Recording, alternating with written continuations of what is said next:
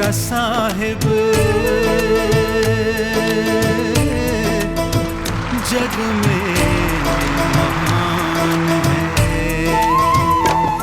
तेरे चरणों में मेरी जान है, मेरा साहिब सत्य समान है। मैं बंदगी साहिब की करूं, मेरा साहिब ही भगवान है। साहिब जग में महान है। साहिब बंदगी, साहिब बंदगी, साहिब बंदगी, साहिब बंदगी, साहिब बंदगी, साहिब बंदगी, साहिब बंदगी, साहिब बंदगी, साहिब बंदगी, साहिब मेरा साहिब। मैं जिस आत्म तत्व को आपको ज्ञान बोल रहा हूँ, मुझे फिजिकल भी है और परोक्ष अप्रोक्ष भी है। ठीक है, किस तरह आत्मा को अवॉइड कराना है कि किसी भी काम में आत्मा शामिल नहीं हो। आत्मदेव ये भी कर सकता है, देह में विधेय दर से, यानी बॉडी में रह करके भी इस काम से ऊपर उठा जा सकता है और अपने ओरिजिन पर जाकर आत्मा को देखा जा सकता है। दोनों इधर भी देखा जा सकता है, घर में घर बतलाए दे सो गुरु जान सुजान, इधर भी देखा जा सकता है। इसलिए हमारा कंसंट्रेशन हर काम में पार्टिसिपेट कर रहा है मन को पूरा पूरा। अगर ये नहीं सहयोग देगा कभी भी नहीं होगा, कुछ भी नहीं कर सकेगा मन, कुछ भी नहीं। आत्मा के सहयोग के बिना ये जीरो है। एक विश्वास अलग चीज होती है, अहंकार एक अलग चीज होती है।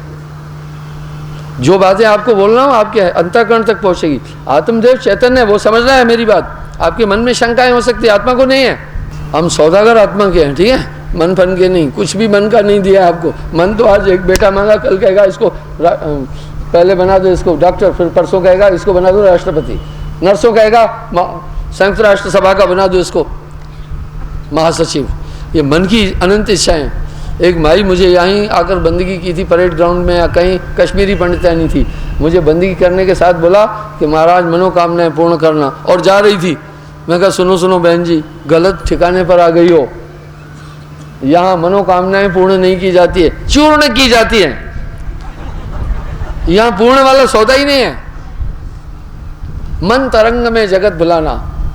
मैं जिस तरह का मैं जीवन जी रहा हूं आदमी कभी नहीं जी सकेगा, उबेगा। जिस तरह का आप जीवन जी रहे कोई भी नहीं जी पाएगा। कह रहा हूं जगत से न्यार में, आपको दुनिया से निराला किया है, आगे आइए। तो कैसे ये जी पार होगा जी? कोई कहे यज्ञ बस की ना, कोई कहे तप बस की ना, कोई योग, कोई मुद्रा साधे, कोई हठ योग, कोई व्रत आदि। नहीं, ये सब साधन से ना होई। गोस्वामी जी कह रहे हैं इनसे नहीं होगा। तुम्हारी कृपा पाए कोई कोई, तुम्हारी कृपा से ही होगा। अदा कर खुद खजाने से, छुड़ा ले अपने बंदे को। सुरत करो मेरे साइया, मैं हूं भवजल माए, आप ही हम बह जाएंगे जो न गहोगे माए। बिना कंसंट्रेशन के कोई भी काम नहीं है। चलना है तो भी कंसंट्रेशन, रोटी खाना है तो भी कंसंट्रेशन, बात करना है तो भी कंसंट्रेशन। किसी को बात सुना रहे हो, अगर उसका ध्यान नहीं तो आप उसको हिला कर कह दो ओ भैया ध्यान दे, कह रहे ना। यानी इसके बगैर कोई काम ही नहीं है। यही है आपकी आत्मा। इसलिए साहब ने कहा सुरत का खेल सारा है। सुरत फंसी संसार में। हम सुरत शब्द अभ्यास थोड़ी बोल रहे हैं, ये तो निरंजन का खेल है। हम ओनली सुरत योग बोल रहे हैं, हम ओनली सुरत योग बोल रहे हैं। सुरत संभाले काज है, तू ना भरम भुलाए, मन सयार मनसा लहर बह कतऊ न जाए। सुरत फंसी संसार में, ताते पड़ गए दूर, सुरत बांध स्थिर करो आठों पैर हुजूर। तो ये स्थिर ऐसे इंसान खुद कभी नहीं कर सकेगा। इतनी पटकियां मारता है ये निरंजन, इसी आत्मा को काबू नहीं होने देता है। कितने तपसी तप कर डाले, काया डारी गारा, ग्रह छोड़ भय सन्यासी, तेऊ न हो पावत पारा। ये बंदा किसी योग, किसी साधना, किसी उपासना से ये काम नहीं करेगा। ये कैसे होगा? गुरु पार कर देगा। ये काम गुरु के हवाले करना। इसलिए साहब ने बहुत बड़ी अस्तुत कर दी गुरु की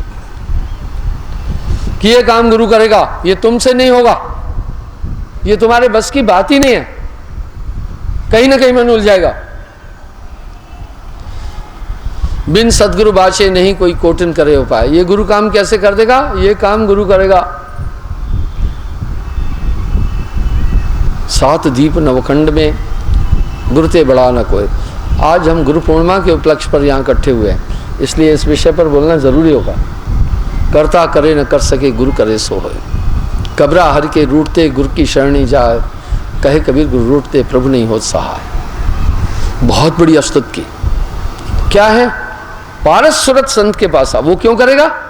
कितने तपसी तप कर डारे, काया डारी गारा, ग्रह छोड़ भय सन्यासी तेऊ न पावत पारा। ये काम गुरु इसलिए करेगा, उसके पास पारस सुरती है। वाह भाई, सीपी के अंदर एक सिस्टम है। अगर एक महापुरुष के पास सबसे देने की कोई चीज़ है आपको, वो उसका ध्यान है, इसलिए कहते हैं महाराज सुरती रखना, महाराज कृपा रखना, महाराज मुझ पर ध्यान रखना।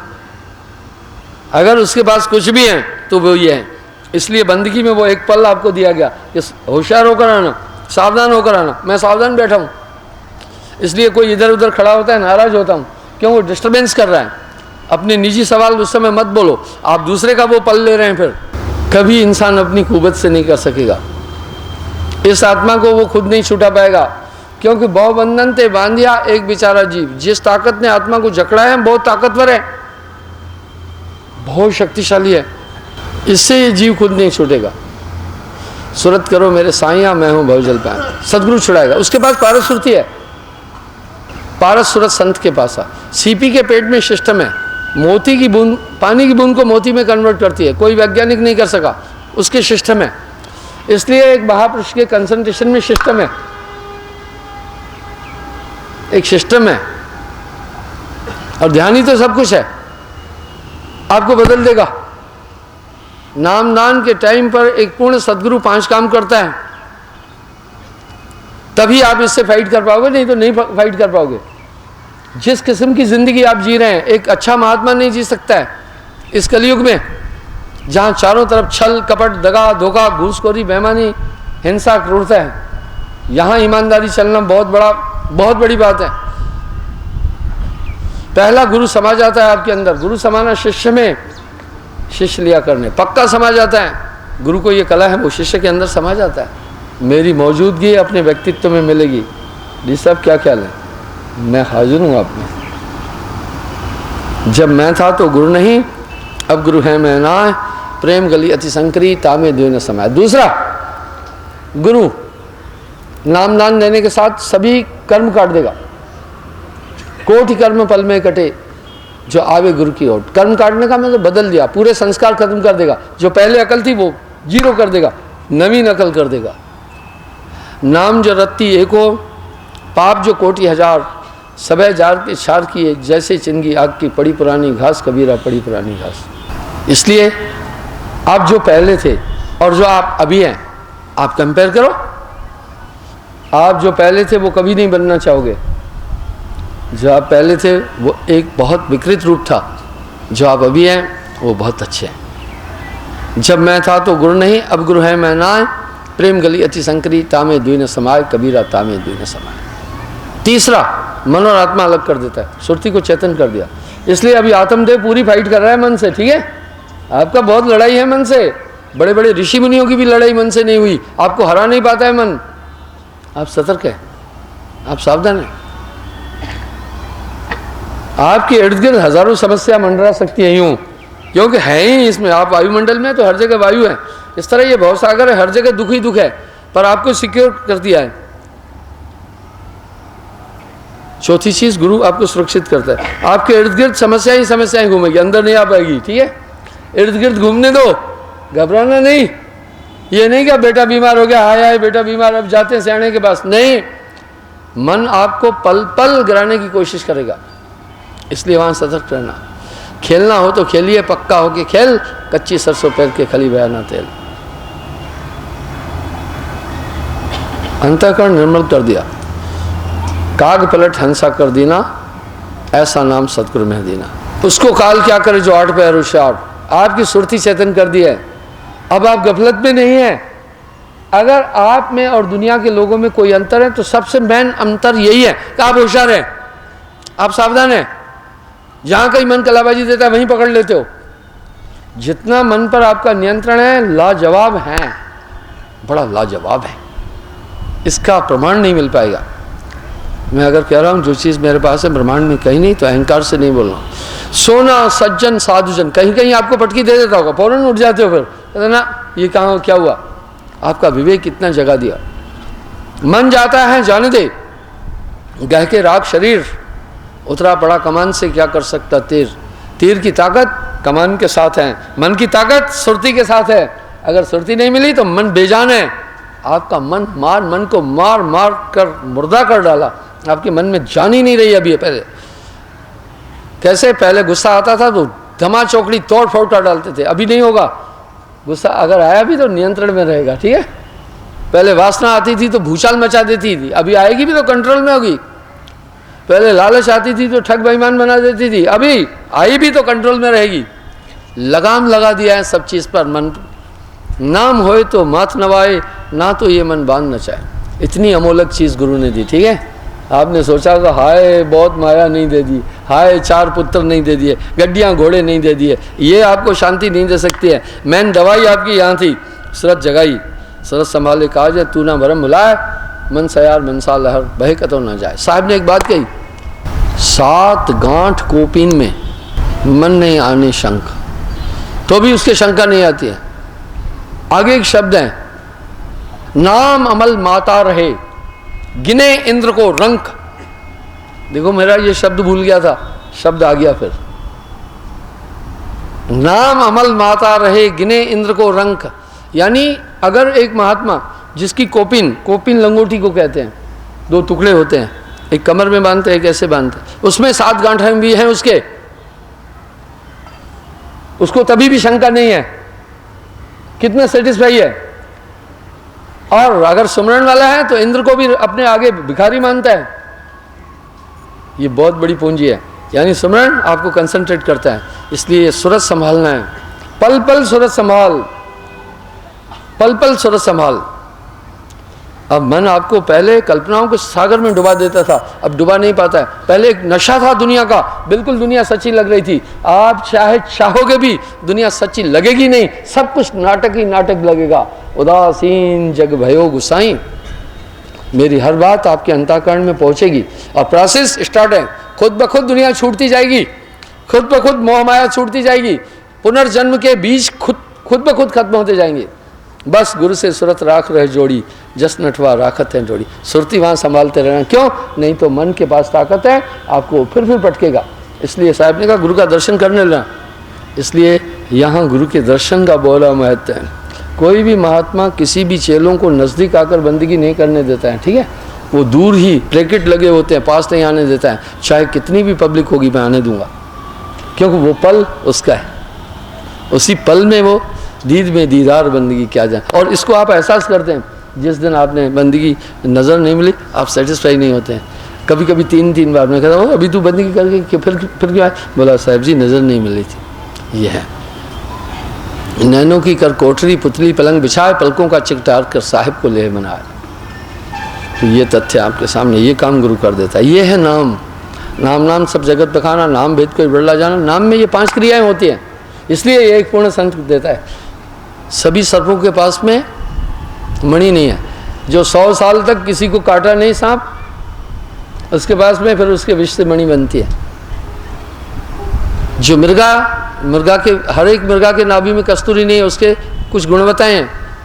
इसी तरह ये नाम साधारण नहीं है। ये नाम सार नाम गुरु बिन नहीं पावे, पूरा सदगुरु ताहें बताए। लिखा न जाए पढ़ा न जाए, बिन सदगुरु कोई ना ही पाए। सार नाम निअक्षर रूपा, वो एक चेतना जो आपके सामने खड़ी कर दी है, ये है सार नाम, जो हमेशा आपको सावधान करती चल रही है, हमेशा आपका मार्गदर्शन करती चलती है। मेरा हरि मुझको भजे मैं सोऊं पाऊँ पसार। इसलिए फिर मैं आपको पता है क्या बोलता हूँ, नहीं उलझना टोने टोटके में, जादू झड़ी में, भूत प्रेत में, दुनिया आपको वहीं उलझाएगी। आज भी एक माता आई, बोलने लगी गुरुजी मेरी बहू को संतान अभी नहीं हो रही है, लोग कह रहे हैं इसको जलबीर का नुस्खा है, फलाना है ढिकाना है, ये करो वो करो। मैंने कहा पहले मैं साहब के पास जाऊँ। मैंने कहा तूने ये माना है, मानना ही नहीं चाहिए था, तूने मेरे पास आना ही नहीं चाहिए था। तुझे तो यही विश्वास होना चाहिए था कि हमें कोई भी चीज़ लगी नहीं सकती है। और ये साहब गवाही देता है, आपका भरोसा दृढ़ है, ये आपकी उपज नहीं है। साहब ने अपनी हाजिरी आपको दिखाई है, कई मौक़ों पर आपको दिखाया है कि तुम्हारे पीछे खड़ा हूँ, गवाही दे दी है। आपका भरोसा उधार का नहीं है, प्रत्यक्ष का है। तोड़ना चाहो तो तोड़ लेना, लेकिन तोड़ नहीं पाओगे, घूम फिर करके फिर इधर ही आ जाओगे। इसलिए नाम सत्य गुरु सत्य है, वो आप सत्य जो होए तीन सत्य जब एक हो तो विष से अमृत होए, कबीरा विष से अमृत। ऐसा मत करना कि हाँ साहब जी हम आपको मान रहे थे, अब हमारा लड़का बीमार हुआ, आप ठीक नहीं कर सके, हम चले गए हैं सियाने के पास, तो तुम पूरा सब कुछ अपना लुटा के ही जा रहे हो। साहब ने कहा वाह वाह, द्वारे धनी के पढ़ रहो, धक्का धनी का खाए, धनी गरीब नवाज हैं, जो दर छाड़ न जाए कबीरा, जो दर छाड़ न जाए। अभी एक मैं स्टेशन पर जब जाता हूँ तो कभी कभी बुक स्टॉल पर जाता हूँ, सिर्फ दो चीज़, कभी एक अखबार लेता हूँ और साहब की वाणी देखता हूँ, ठीक है, बाकी वाणी में गुणवत्ता नहीं नज़र आती है। एक किताब मिल गई मुझे, वाह क्या लाजवाब थी, कबीर वाणी, क्या लाजवाब थी। थोड़े दिन में उसके काफ़ी दोहे आपके सामने आएंगे। उसमें एक जगह लिखा था, गुरु सम्मुख सेवा करे सहे कसोटी दुख, उस दुख के नाम पर वारूं कोटि सुख। बोला उस दुख जो मिला, गुरु के पास रहकर दुख मिलेगा। आप कहेंगे वाह महाराज शांति के लिए तो आए थे, दुख मिलेगा। वो कसौटी की तरह है। क्यों? जब चेला गुरु के पास रहेगा, जो भी चेले की फालतू हरकत होगी गुरु उधर ही टोकेगा, ठीक है, ये तो ठीक नहीं कर रहा है, और मन वो मंजूर नहीं करता है, ठीक है, इसलिए वो दुखी हो जाता है। मन आजाद रहना चाहता है। कैसे? कभी कभी माताएं बहनें आ जाती है छोटे से काकुड़ू को लेकर, कहती है साहब जी ये स्कूल नहीं जाना। अरे पढ़ेगा इसको, छोटा सा है यार, स्कूल की करेगा वो जाकर, उसे बड़ी कंजक्शन, बड़ी परेशानी है। मैंने कितनी बार बताया कि मेरा एक भतीजा, एक दिन मैं अपने छोटे भाई के साथ क्रिकेट खेल रहा था भोपाल में। वो बड़ा जिद्दी टाइप है, वो बड़ी फाइटिंग करता है, यानी हार नहीं मानता है। तो मैच में मज़ा तब होता है जब मुकाबला तगड़ा हो। तो उसका लड़का स्कूल जाने के लिए तैयार था, जा नहीं रहा था, तो दरवाजे के पास ही घर है अपना, वो है रोड, वहाँ खेल रहे थे। उसकी माँ ने कहा, यानी मेरी बहन, ये स्कूल नहीं जा रहे हैं। मैं उसको डांट के कहा अरे स्कूल जा। वो कहा नहीं पापा चले। मैंने एक लड़के को कहा जा इसको स्कूल छोड़ गया। वो बोला नहीं पापा चले। अरे मैंने बोला पापा क्यों चले? बोला पापा चल करके मास्टर को बताए, दीदी को, एक तो मुझे वो मारे नहीं, चलो ये तो बात ठीक है, वो मारती होगी, ये तो ठीक है। दूसरी पॉइंट क्या थी? दीदी को बताए मुझे लिखने के लिए नहीं बोले। दूसरी उसकी पॉइंट क्या थी? वो बोलती होगी लिख, वो नहीं लिख पाता होगा। आप भी ऐसे ही हैं। जब मैं कहता हूँ ना सदगुरु पार कर देगा, सबकी बातें खिल जाती है। हाँ, जब कहता हूँ ना भजन में बैठना, थोड़ा सुमरन करना, मुरझा जाते हैं, कहते हैं साहब जी आप ही करना। अरे द्वारे धनी के पढ़ रहो, धक्का धनी का खाए, धनी गरीब नवाज है, जो दर छाड़ न जाए, बनत बनत बन जाई। अब क्या हुआ पता है? कह रहे गुरु के सम्मुख, गुरु सेवा में जो रहे, गुरु के सम्मुख रहे, सेवा करे, सहे कसौटी दुख, बड़ी दुख मिले, ता दुख के माथे वार दू कोटि करोड़ों सुख, उस दुख के आगे करोड़ों सुख को भी मैं छोड़ दूंगा। वाह साहब ऐसा बोल रहे हैं। क्योंकि अब देखो भाई, मैं डीसी साहब को कभी कभी काम नहीं हुआ डांटता रहता हूँ। इनसे पूछो मेरी सुर्ती कितनी रहती है, हैं? इनके पास इतनी सुर्ती नहीं रहेगी, क्योंकि कोई भी काम हुआ सोच कर, नहीं हुआ तो डांट देता हूँ। तो जब भी हम गुरुजनों के सम्मुख रहते हैं, पहली बात तो यह है चेला अपनी वाली करेगा। एक पूर्ण सदगुरु है, गुरु कुम्हार शिष्य कुंभ है, वो टोकेगा वहाँ क्या कर रहे हैं तरसेम लाल, ये तो ठीक नहीं है, क्योंकि गुरुजन वो बोलेंगे ही बोलेंगे। तो उस समय मन को कंजक्शन फील होती है।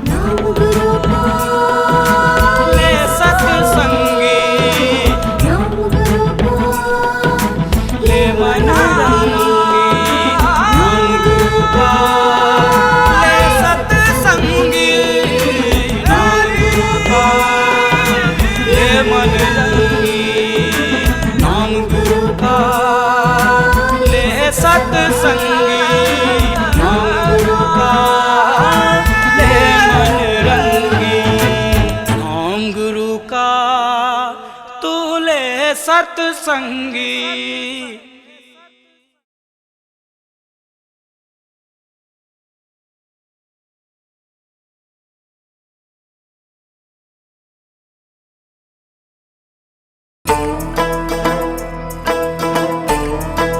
हो साहिब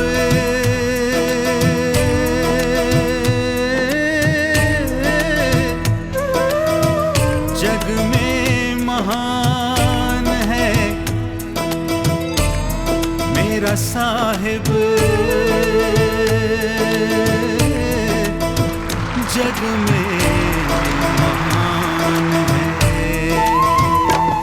तेरे चरणों में मेरी जान है, मेरा साहिब सत्य समान है। मैं बंदगी साहिब की करूं, मेरा साहिब ही भगवान है। साहिब जग में महान है। साहिब बंदगी, साहिब बंदगी, साहिब साहिब बंदगी, साहिब बंदगी, साहिब बंदगी, साहिब बंदगी, साहिब बंदगी, साहिब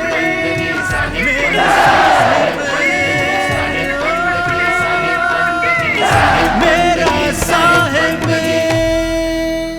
भाई मैं डीसी साहब को कभी कभी काम नहीं हुआ डांटता रहता हूँ।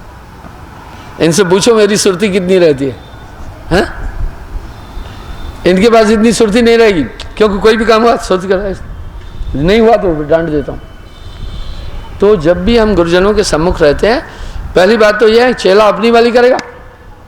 एक पूर्ण सदगुरु है, गुरु कुम्हार शिष्य कुंभ है, वो टोकेगा वहाँ क्या कर रहा है तरसेम लाल, ये तो ठीक नहीं है, क्योंकि गुरुजन वो बोलेंगे ही बोलेंगे। तो उस समय मन को कंजक्शन फील होती है। अच्छा ठीक है। फिर एक दिन वही मैं ध्यान में बैठता था, रहता ही ध्यान में ऊपर, कभी कभी सभी जगह से सिमट करके बैठता था। आपने मेरा ध्यान करना भी ले लिया, वो थोड़ी देर जो बैठता था, अब टाइम ही नहीं है, पर मैं चलते फिरते भी चलता रहता है। पता है मैं नींद कैसे पूरी करता हूँ? सुनो, मैं बीच की सीट पे आ जाता हूँ, गोडे क्लोज करके सो जाता हूँ। कभी कभी ऐसे नालायक हैं आश्रम के अंदर ही खड़ा करते हैं। अरे मैं कहता हूँ हमारे मूर्खों, बाहर खड़ा करना था, मुझे पहले बताना था, आश्रम पहुँच गया, मैं अपना उठ करके आंखों को साफ करना था, सीधा उधर ही खड़ा करते थे। ऐसे ऐसे मूर्ख बंदे हैं मेरे साथ। यानी आजकल बिस्तर भी मेरी गाड़ी में ही है, लंगर भी गाड़ी में ही है, भोजन भी गाड़ी में ही। और क्या करना चाहते हो आप लोग, मुझे समझ में नहीं आया। कितना और कसना चाहते हो मुझे? इतना ज़्यादा नहीं कसो। तो वो रो रहा था, मैं ध्यान में था, मैं कहा अभी चुप हो जाएगा, अभी चुप हो जाएगा। लेकिन वो आधा घंटा ही रोता रहा। मुझे ये चिढ़ाई कि इसकी माँ ने कोशिश भी नहीं की इसको चुप कराने की। कम से कम जो भी बच्चा रो रहा था माँ ने चुप कराना चाहिए था। मैं नाराज होकर दरवाजा खोल के उसकी माँ को डांटा, अरे तेरा बेटा इतनी देर से रो रहा है, तूने न चुप कराया न कुछ। बोला गुरु महाराज ये जब भी स्कूल जाता है आधा घंटा रोता है। यानी माँ भी थोड़ी डीठ हो गई कि रोता ही है, इसको क्या चुप कराना है, उसको टाइम नहीं है। बोला अब इसको क्या बनाना है, मैं कभी फुल्का बनाना है इसके लिए, कभी कुछ करना, कभी बस्ते करना, कभी झाड़ू लगाना, रोता है। मैं बोला रोता क्यों है? बोला ऐसा है, यहाँ पर ये कभी मेरी गोद में आके बैठता है, कभी दादी के, कभी सोफे पर, कभी टीवी खोले, कभी मौजा, कभी कहीं जाए। अच्छा ठीक है। उसको मिट्टी खाने की भी आदत थी।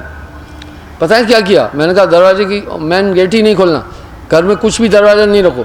पता है फिर वो जूतों से मिट्टी निकाल के खाता था। मिट्टी खाने का इतना गंदा शौक होता है। फिर जूते भी मैंने कहा ऊंचे रखो, ये नहीं। फिर पता है दीवार ही चाटता था। ये मिट्टी खाने का शौक तो भैया मिठाई खाने से भी गंदा है। अच्छा ठीक है। तो कहा रोता क्यों है आखिर? बोला उधर थोड़ी मास्टर जी बैठने देता है, मास्टर जी लेटने देता है, बैठना पड़ता है, कमरा भी थोड़ा कंस्ट्रक्टेड है, वैसायिक हो गई है शिक्षा, तो वो वहाँ इनकन्वीनियंस फील करता है, इसलिए नहीं जाना चाहता है। स्कूल उसे आफत लगती है, मुसीबत लगती है। कहाँ मुझे आफत में वो बेकरी वाली भट्टी में भेज दी है, इधर ही ठीक हूँ मैं, वो नहीं जाना चाहता। इस तरह आपका मन दुनिया में घूमना चाहता है, कभी सोफे पर, कभी उधर, कभी कहीं। ये एकाग्र होना कभी नहीं चाहता है मेरे भाइयों। इसके कहने पर चलकर 84 भोगते हुए आए हो, इसकी नहीं चलने दो। ध्यान में बैठना ही बैठना है, सब चीज़ के लिए टाइम निकालेगा, जैसे भजन करने बैठोगे बुलाएगा, ठीक है। इससे सावधान रहना, हर पल सावधान रहना। और ये कभी भी एकाग्र नहीं होना चाहता है। एकाग्र होने से ये जानता है मेरा वजूद खत्म हो जाएगा, इसलिए वो कल्पनाएं शेख चिल्ली की करता रहेगा, उलझाएगा आपको। इसलिए साहिब करे सूरत को घुमाता रहेगा, दौड़ाता रहेगा कहीं का कहीं। सूरत संभाले काजें तू ना भरम बुलाए, मन सयार मनसा लहर बह कतौ ना जाए। पल पल सूरत संभाल। ये पल पल कैसे? पल पल गुरु का ध्यान कर लेना। जब ध्यान करोगे वो बातें भी उनके सामने घूमेगी, मन के साथ नहीं घूमना। ये मन कहाँ घुमाएगा, कभी मामा के यहाँ, कभी फलाने के यहाँ, कभी किसी लड़की के यहाँ, कभी किसी के यहाँ, कभी सिनेमा हॉल में, कभी दुनिया की मौज मस्ती में, इधर ही ये इसी का आदी है। और जहाँ ये गया आत्मा को साथ लेके जाता है, इसलिए आपकी आत्मा भी घूमती रहती हैं, ये आत्मा सुरती है। तन रहते मन जात है, मन रहते तन जाए, तन मन जब एक रहे तो हंस कबीर कहाए। पलट वजूद में और जब विश्राम में है मौजूद तो समझ आए वजूद, ये अपने कंसंट्रेशन में आप को मिटाना। पहले अपने आप को देखो, जो ये इंडिविजुअलिटी है, जो मैं श्याम लाल हूँ, जो मैं दर्शन लाल हूँ, यही है मन मेरे भाइयों, मन कोई और चीज़ नहीं है। इसलिए बहुत खतरनाक शिकारी से आपका पाला पड़ा हुआ है, आपका बेरी ये मन है। इसलिए नाम होए तो मात नवावे, ना तो ये मन बांध नचाए। बस बची हो एक उपाय, सार नाम को पाए के। लाख चीज़ों की एक बात साहब ने बोला, नाम के बगैर ये कभी नहीं बच सकते। मन बड़ा काबू आ गया आपके। नाम से पहले वाला लहर सिंह कैसा था, सामने खड़ा करो उसे अपने, और इस लहर सिंह से उसकी तुलना करो। साहब की दोहों में वजन है। ये लहर सिंह साफ साफ है, अंदर बाहर एक कर दिया, ठीक है।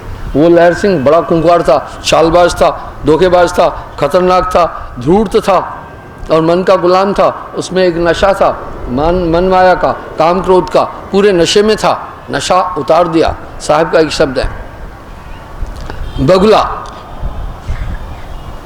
उज्जवल दिखत है, भीतर से कुछ और। तासे तो कांगा भला, बाहर भीतर एक ठोर। वाह वाह वाह। कह रहे बगुला बड़ा धोखा देता है, बड़ा उज्जवल दिखता है, अंदर से बड़ा खोखार है, कितना चालाक और हिंसक है, बड़ा पतित है।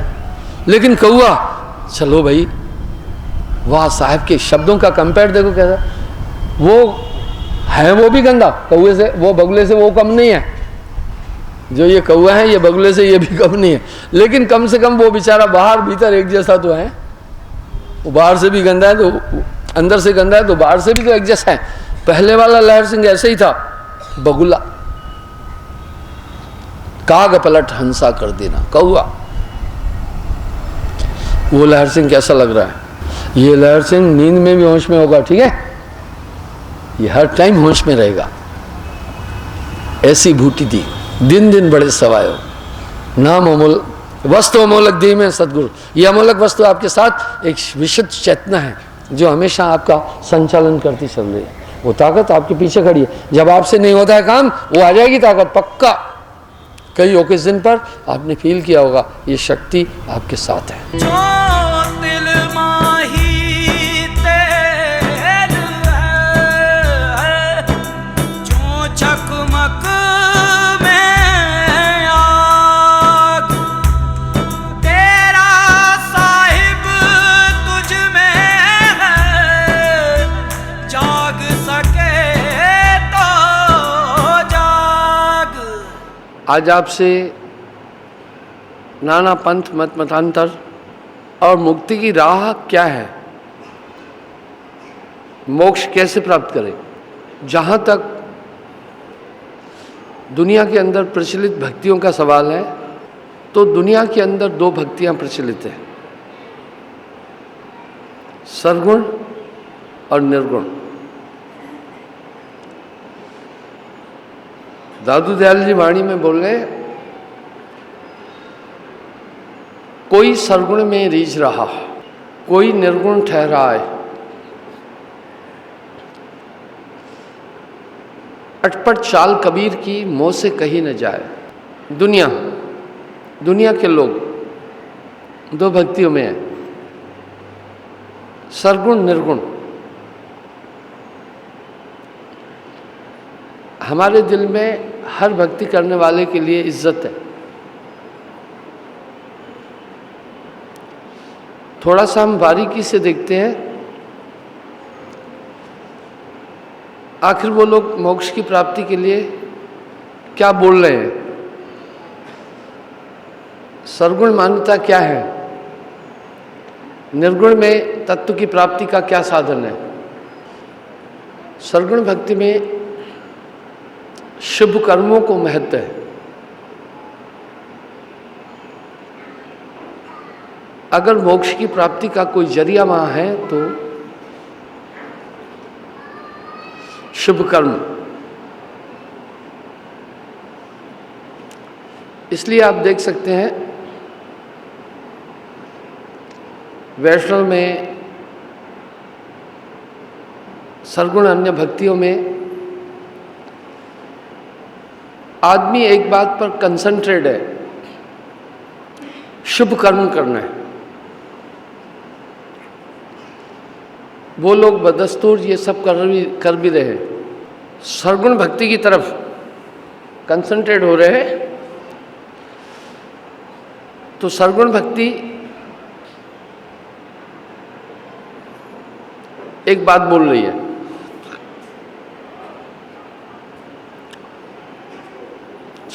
सालोक्य मोक्ष पाओगे, स्वर्ग आदि लोकों की प्राप्ति, अगला जन्म उत्तम कुल में, ऊंचे घर में।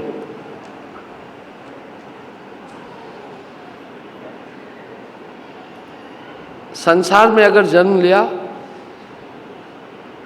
तो उत्तम कुल में संपन्न जन्म लेंगे, ऊंचे कुल में ले अवतारा, ब्राह्मण क्षत्रिय को व्यवहारा। इसलिए प्राचीन काल में लोग ये काम करते थे।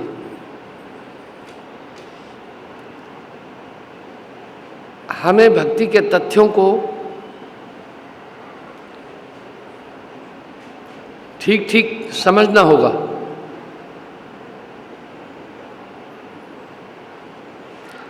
इसलिए सरगुण में तीर्थ धाम, शुभ कर्म,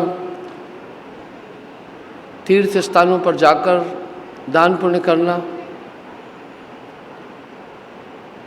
गरीबों की मदद करना, मन वचन कर्म से किसी भी जीव को दुख नहीं देना। और जो हमारे बुजुर्ग थे वो बदस्तूर इसका अनुकरण कर रहे थे और उस आचार संहिता का पालन करते थे। अभी यहाँ पहला सवाल ये उठा, स्वर्ग में कैसे जाएंगे? बहुत लोग इसके बारे में अननोन है।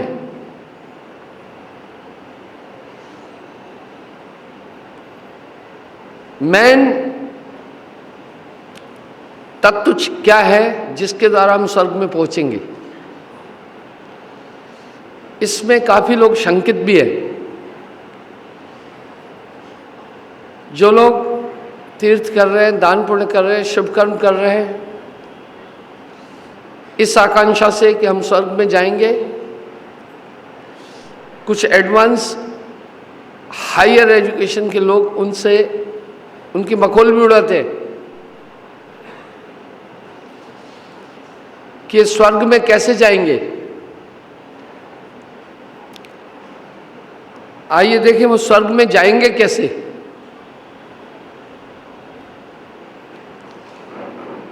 अंतमतः सागतः, जिस भी धारणा से, जिस भी इष्ट को जो आराधना करेगा उसको उस फल की प्राप्ति होगी। मुख्य धातु यह है। कृत और तपस्या क्या उसके लिए कि उस लक्ष्य की प्राप्ति के लिए शास्त्रों में जो वर्णित सूत्र है उसका पालन करें।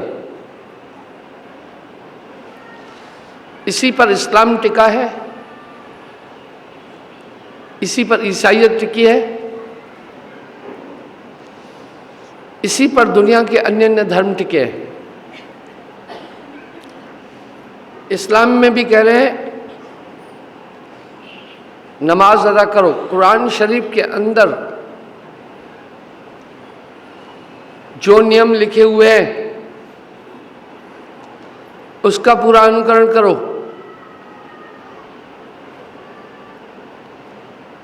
हज करो, बाकी चीजें करो। स्वर्ग खुदा के पास जाओगे। सवाल ये उठा, खुदा के पास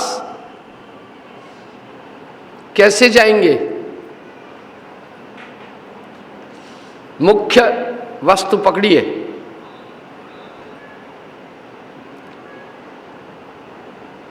आप खुदा के पास कैसे जाएंगे?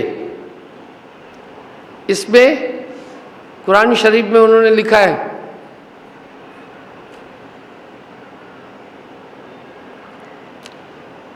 उसमें जो जीवन पद्धति की चीजें लिखी है उसका अमल करोगे, अनुकरण करोगे,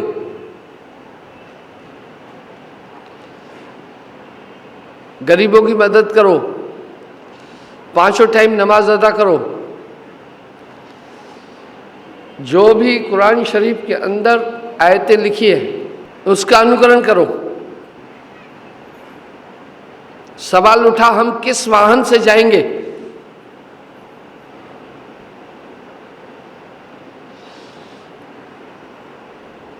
बिल्कुल दुनिया के जितने भी धर्मशास्त्र हैं उसके अंदर जो कुछ भी लिखा है कुछ भी गलत नहीं है। इष्ट तक पहुंचने के लिए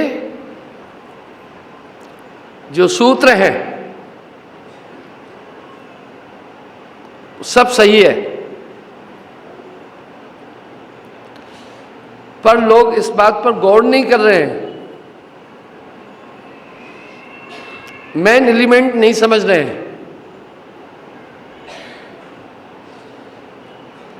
ये खुदा के पास कैसे पहुंचेगा?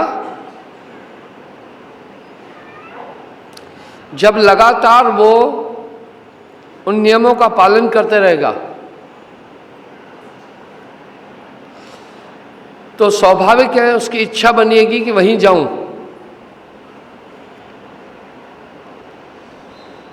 इच्छा को फलित करने के लिए फिर वो वैसा कर्म कर रहा है जैसा कि शास्त्रों में वर्णित है। नमाज भी अदा कर रहा है, उस तरह की जीवन पद्धति जी रहा है।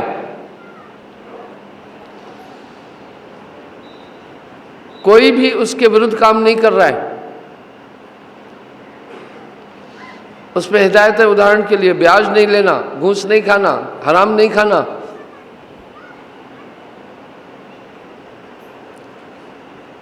ये पद्धतियां हैं। अब सवाल उठा, दुनिया का हर इंसान धर्म से जुड़ा है, आखिर धर्म का लक्ष्य क्या है? धर्म 2 चीजें सिखाता है, जीवन पद्धति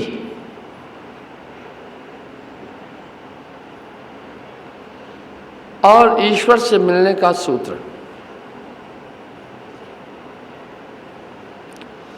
धर्म के 2 ही लक्ष्य हैं, जीवन पद्धति, हम कैसे जिए,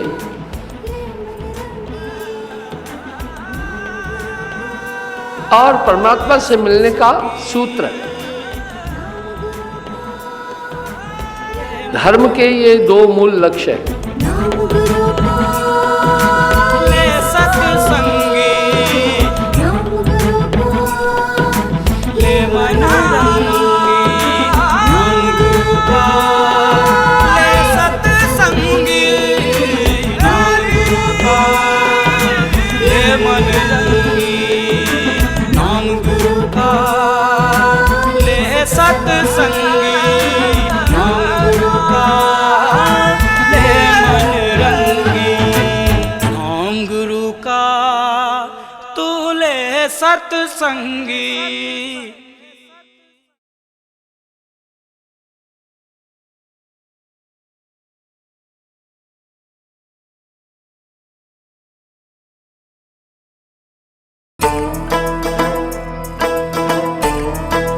हो साहिब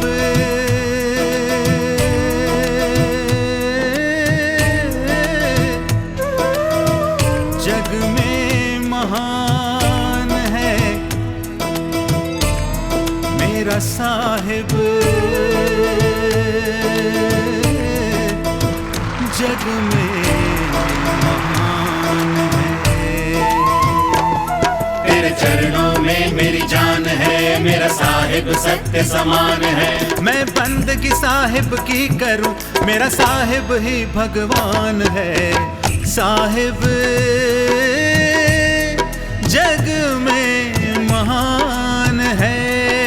साहिब बंदगी, साहिब बंदगी, साहिब साहिब बंदगी, साहिब बंदगी, साहिब बंदगी, साहिब बंदगी, साहिब बंदगी, साहिब बंदगी, साहिब बंदगी, मेरा साहिब मेरा साहिब। धर्म के दो ही लक्ष्य हैं, जीवन पद्धति, हम कैसे जिए,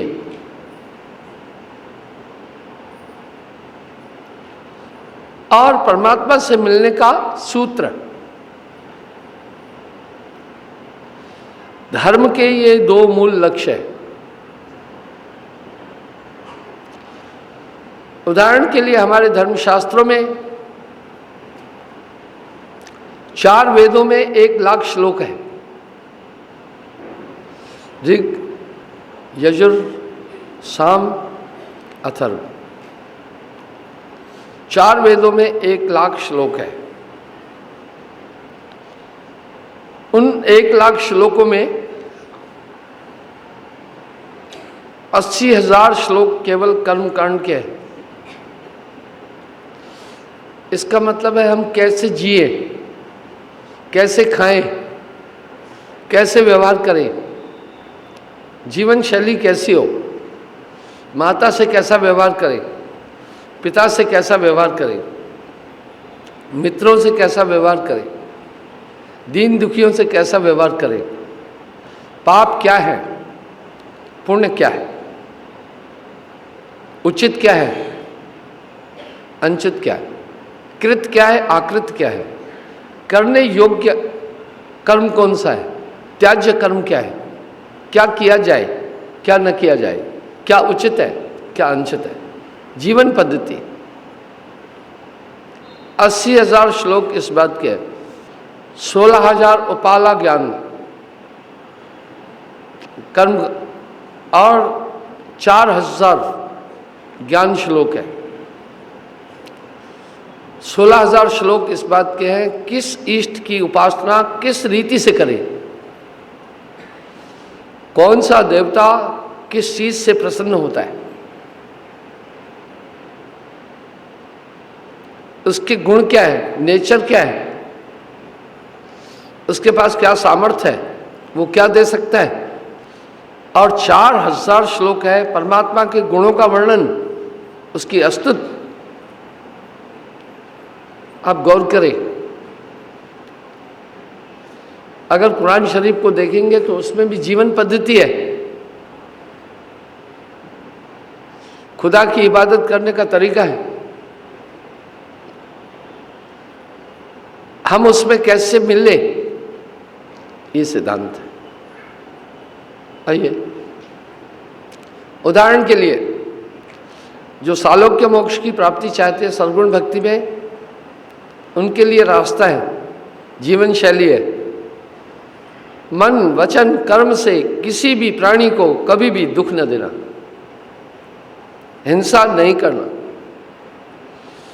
किसी भी जीव को नहीं मारना, अपने हितों के लिए किसी का नुकसान नहीं करना,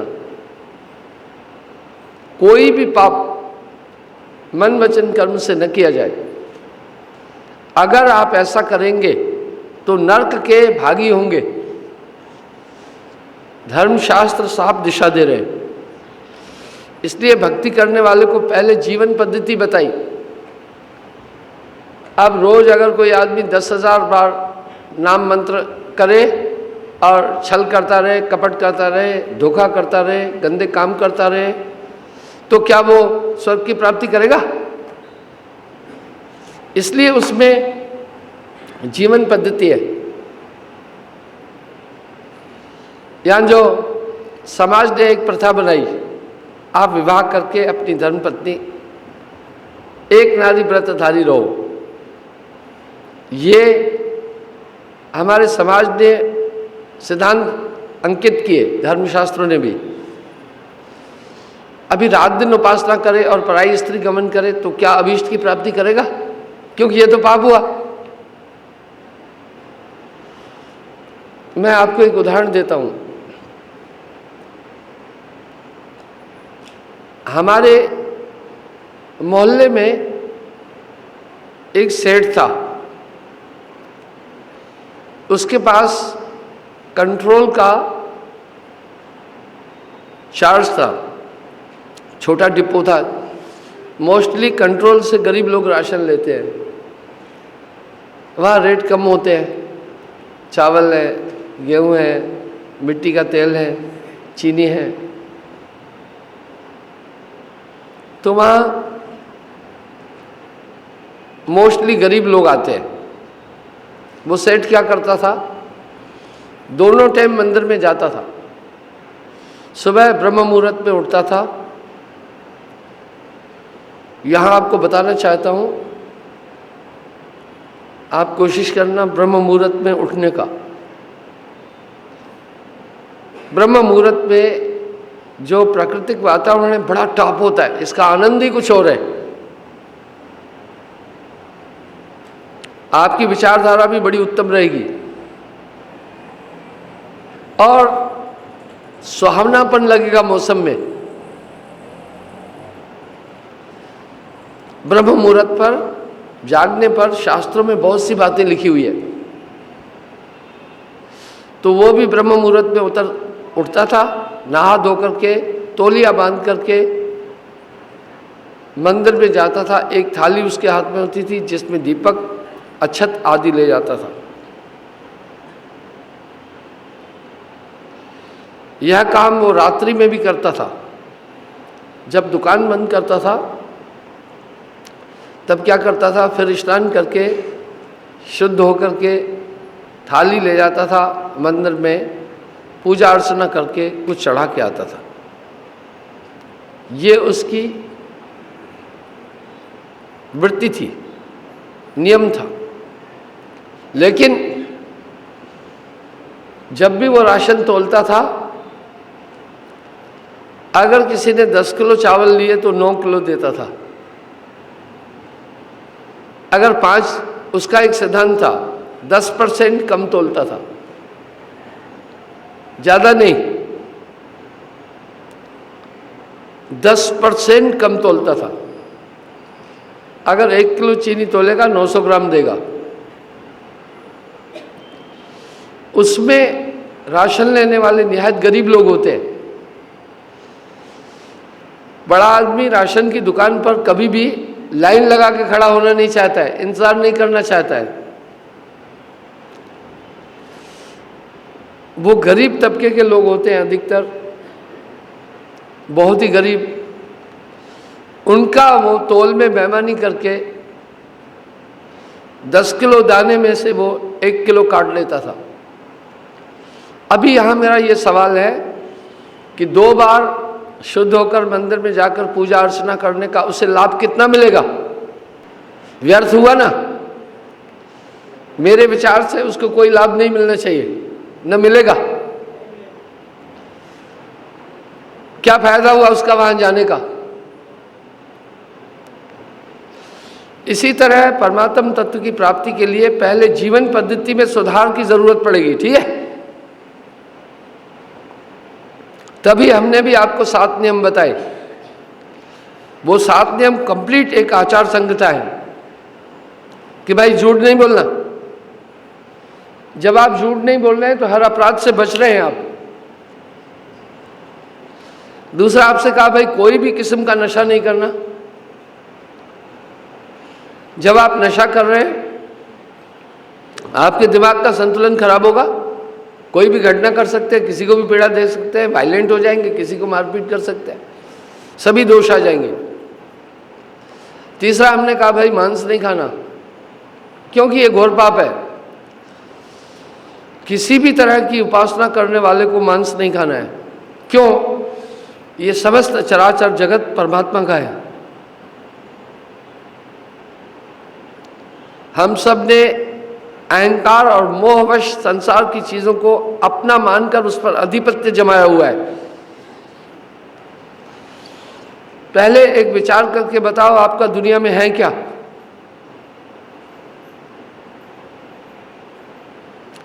यही बात वासुदेव कृष्ण ने कही, अर्जुन तुम्हारा था ही क्या, तुम्हारा रहेगा क्या, तुम्हारा है ही क्या? हम सिद्धांत रूप से देखते हैं तो दुनिया के जितने भी पदार्थ बने हैं पंचभौतिक तत्वों से बने हैं। जल, अग्नि, पृथ्वी, वायु, आकाश, ये मकान, इसमें पृथ्वी तत्व है और जल तत्व है। ये माइक, इसमें भी पृथ्वी तत्व, लोहा और जल तत्व है। जितनी भी चीजें हम देख रहे हैं ये पंचभौतिक तत्वों से बनी है। मेरा सवाल यह है, क्या अग्नि आपने पैदा की, आपकी है? क्या जल आपका है? क्या पृथ्वी आपकी है, आपने बनाई? क्या वायु आपकी है? क्या अंतरिक्ष आपका है? आपका इसमें है क्या? जिस जमीन पर अभी आपका आधिपत्य है, आपसे पहले उसके अनंत मालिक हो चुके हैं। आपके बाद उसके कई और मालिक होंगे। नानक जग में कुछ स्थिर नहीं। इस दुनिया के अंदर कोई भी चीज स्थिर नहीं है, पर आदमी जहां बैठा उसको अपना मानता है। वो जानता भी है कि इसमें से कुछ भी मेरा नहीं है। ऐसा क्यों है? हमारे शरीर की संरचना कुछ इस किस्म की है, इस पर आगे बोलूंगा। तो कहा, साहब ने भी बड़ा खूब सुंदर कहा, जगत है रैन का सपना। दुनिया रैन का सपना है, समझना कोई यहां अपना। यहां अपना कुछ भी नहीं।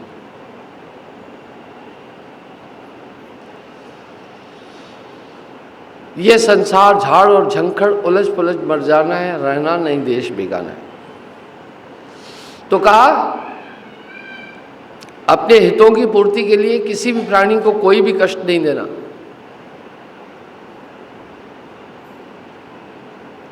अगर आप ऐसा कर रहे हैं तो पाप है। जीवन पद्धति बता रहे, आप विचार करें, आपकी कोई कितनी भी सेवा करे, आपके बेटे को मार के खा जाए, आपको कहे कृपा करो, मुझे प्रेम करो, आप कर पाएंगे? समस्त जीव प्रभु के कर्मानुकूल अपना अपना भोग कर रहे हैं, भोग रहे हैं। इसलिए उपासना पद्धति का पहला सिद्धांत है किसी भी प्राणी को नहीं मारना। फिर हमारे धर्मशास्त्र एक बात कह रहे हैं, आत्मवतम सर्वभूतेषु, किसी भी प्राणी को नहीं सताना अगर आप ईश्वर की प्राप्ति चाहते हैं। ये थी पद्धति, ये है पद्धति। अगर आप हिंसा कर रहे हैं तो ईश्वर की अनुकंपा के पात्र बन नहीं सकते। इसलिए मैंने आपको वर्जित किया कि किसी भी तरह का मांस नहीं खाना, ये पाप है। आप ईश्वर की अनुकंपा के पात्र नहीं बन पाएंगे। चौथा कहा, यह जीवन पद्धति थी जो मैंने आपको दी, संक्षेप में पूरा शास्त्र आपके सामने रख दिया। चौथा आपसे कहा, परस्त्री गमन नहीं करना। क्यों? वैधानिक रीति से धर्मानुकूल आदमी ब्याह करता है।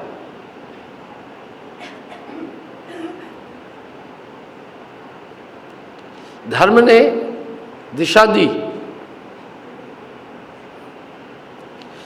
क्योंकि धर्म ने दिशा क्यों दी? ब्याह क्या है? ब्याह का मूल धातु क्या है? सृजन, उत्पत्ति। नर और नारी के योग से ही आगे जनरेशन बढ़ेगी। ये सृष्टि संभोग सृष्टि कहलाती है। इसे मैथुन सृष्टि कहते हैं। इस संसार में जो भी शरीरधारी हैं उसका जन्म मैथुन क्रिया से हुआ है। मां का रज, पिता का वीर्ज, नारी को भूमि भी कहते हैं। बीजेश्वरवादी यही कह रहे हैं, बीज ही ईश्वर है। जो बीजेश्वरवादी है उनका यही सिद्धांत है, बीज ही ईश्वर है। हम जमीन में बीज बोते, बीज अंकुरित होता है।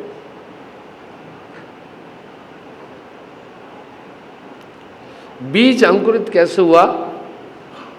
भूमि के अंदर की ऊर्जा लेकर बीज अंकुरित हुआ।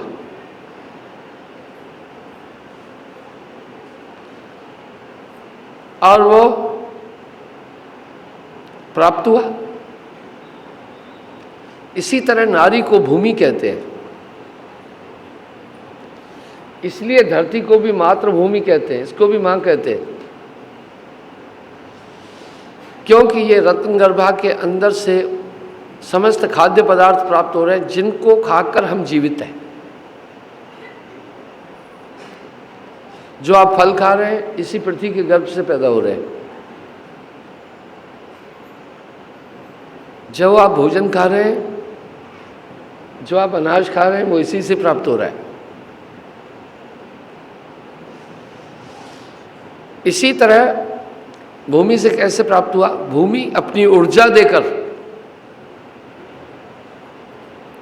उस बीज को फलित करके अधिक रूप में उत्पन्न करती है। इसी तरह माता, मैथुन क्रिया में पुरुष का बीज नारी के गर्भ में स्थित होता है। वो अपने रक्त, अपनी ऊर्जा से उस बीज को फलित करती है।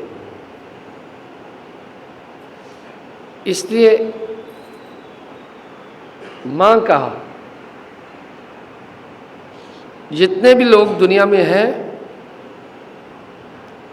वो सब मैथुन क्रिया के माध्यम से हुए।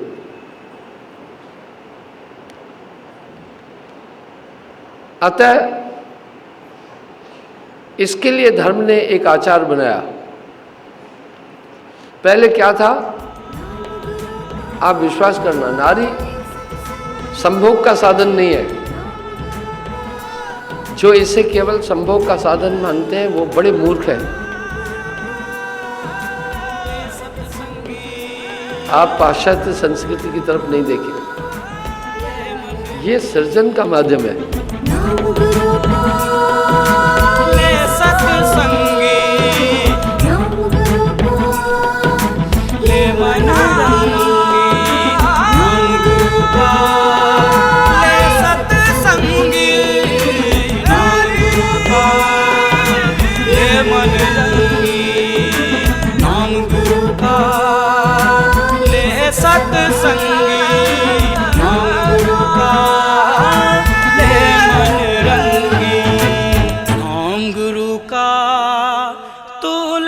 सत्संगी